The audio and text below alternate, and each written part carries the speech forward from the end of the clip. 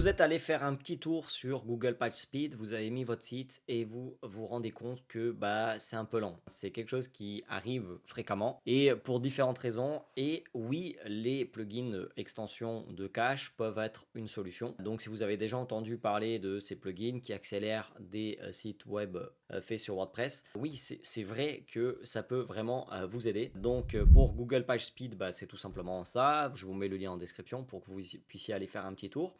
Ce qu'il faut savoir avant de parler du plugin dont c'est le cœur de cette vidéo, j'aimerais vous dire que si vous allez par exemple sur www.diselling.com/hostinger, www.diselling.com/hostinger, que vous avez un hébergement par exemple chez Hostinger et via ce lien plus le code de réduction que je vous mets en description, il faut savoir que des fois il y a des choses qui sont déjà prévues au niveau du cache sur les hébergements. Par exemple là, avec la formule business chez Hostinger, vous avez le cache d'objets pour WordPress et puis il y a Lightspeed, donc il y a une extension que vous pouvez mettre en place et vous pouvez tout simplement sur Hostinger, dans leur panneau de configuration, vous pouvez activer tout ça et donc ça fait que il y a du cache qui est géré au niveau déjà du serveur.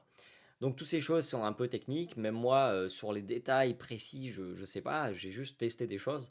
Et il faut savoir que des fois vous avez déjà ce genre de choses au niveau de votre hébergement. Et donc il faut surtout pas hésiter à tester.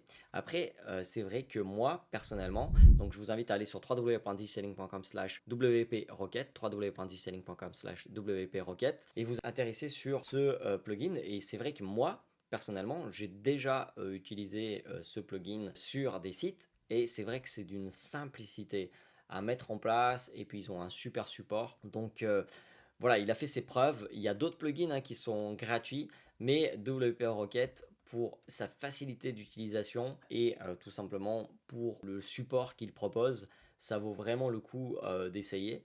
Et puis, de toute façon, il faut surtout pas hésiter à essayer ce genre de plugin si vous avez un problème de vitesse au niveau de votre site, de performance au niveau de votre site. Si vous achetez, je suppose, et c'est toujours le cas, 100% satisfait ou remboursé.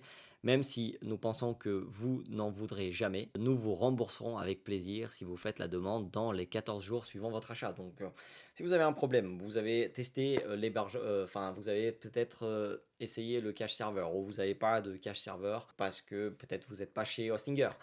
Mais si voilà, vous vous dites j'en ai assez de cette situation de mon site qui rame et je veux vraiment essayer des choses, je vous invite vraiment à oui, regarder du côté de www.digiselling.com/wp-rocket, www.digiselling.com/wp-rocket, de acheter ce plugin, de l'essayer et puis vous voyez si oui ou non c'est quelque chose qui vous plaît, qui résout votre problème. Si vous voulez voir une vidéo où je vais installer WP Rocket, n'hésitez pas à me le dire dans les commentaires, mais mon avis rapide, c'est que pour le prix et pour ce qu'il propose en termes de support, d'aide et également tout simplement pour la facilité d'utilisation, moi personnellement, j'en ai pas vu mieux, donc je suis vraiment d'accord sur le fait que selon moi, c'est le meilleur plugin de cache pour WordPress. Après, encore une fois, n'oubliez pas de regarder du côté de votre serveur, de votre hébergement, pour voir s'il n'y a pas du cache déjà qui peut vous être proposé via ce moyen-là. Donc voilà, j'espère que ça vous aide dans la réflexion sur les plugins de cache